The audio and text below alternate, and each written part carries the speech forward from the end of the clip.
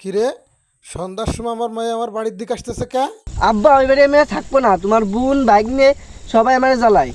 ওরে শালার ফেতনির গোষ্ঠী রে, তোরে আমি 100 দিন ধরে কইছি কি আমার ওই বাইকনের সাথে আমার মায়ের বিয়ে দেবো না। আমি নিজেকে মধ্যে আত্মীয়তা করবো না, তুই আমার ঘরের মধ্যে সকালে দুপুরে রাত্রি বুঝাইছিস যে না তোমার বাইকনেটা ভালো আছে। আমি কইছি কি আমার বোন সম্পর্কে আমি জানি, শালার ফেতনির গোষ্ঠীর তোরে মনটা করতেছে। আমার কি দোষ? আমি তো তোমার বাইকনেরে ভালো দেহে বিয়ে দিয়েছিলাম। তোমার বোন আর বাইকনে যেরকম জ্বালাবে তাকে আমি জানি। ওরে পেটনের গোষ্ঠী রে, আন্নে তোর কি দোষ? আমার মায়ের যন্ত্রণা জ্বালা যন্ত্রণা আমার বাড়িতে লেগেছে, তুই করছিস তোর কি দোষ? তোর কি দোষ?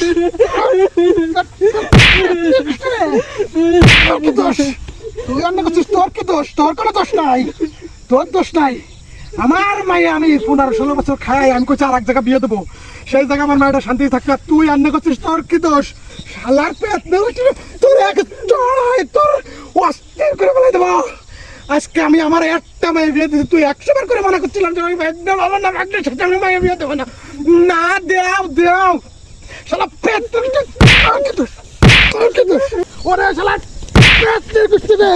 আব্বা আর মারো না, মারো না, তুষার যত কষ্ট হবে তুমি আর বাড়ি থাকবা নি আর। আরে মিজাজ চরম উঠে গেছে, তুই ওই বাড়ি যাবি? ওই বাড়িতে তোর শান্তি হবে না, তুই যাবি ওই বাড়ি? পেটের গোষ্ঠী রে। মারো না, যত কষ্ট হবে ওই বাড়ি থাকবা নি। হ্যাঁ, আর শরীর তো না, শরীর মধ্যে না জ্বলতেছে আমার। শালা পেটনির গোষ্ঠী। এই চাল চল, যত কষ্ট হোক স্বামীর বাড়ি থাকবা নি, বাপের বাড়ি আর আসবো না নি। শালা নিত্যদিন 2 দিন পর বাড়ি, 2 দিন পর বাড়ি কাকি। আমার বোন ভালো না, ভাগ্নে ভালো না, আমার বোনাই ভালো না। ওই পেটনির গোষ্ঠীর আমি প্রথমেই কইছিলাম যে নিজেকে মধ্যে বিয়ে সাথে দিলি পারা এই ঝামেলাগুলো হবে না। আমার কথা শালা পেটনির গোষ্ঠী শোনা সহ্য করা যাচ্ছে না। মাই এলো একটা সেই বিয়ের সময় ওই শালা পেটনির গোষ্ঠী কাকি না দেও বিয়ে, ভালো থাকবে না, ভালো থাকবে না, ভালো থাকবে না।